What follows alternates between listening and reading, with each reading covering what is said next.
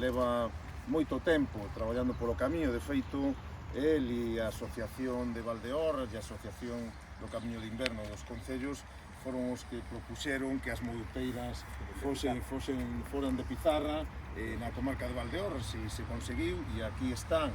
E teño que decir que hai pouco tempo en Santa Coloma de Grabonete estuvemos poñendo en valor unha mouteira que é precisamente de pizarra. Me imagino que saliría de aquí, como as que aquí se ven no Camiño de Santiago. Quero tamén agradecer a presenza da Asociación de Amigos do Camiño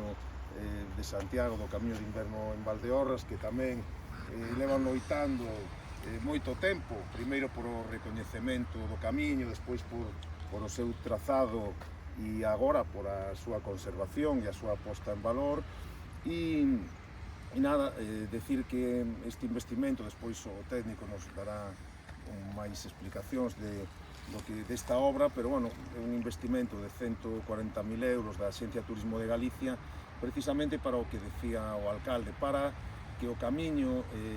vaya paralelo, que non conflúa cas vías onde se rexistra tráfico rodado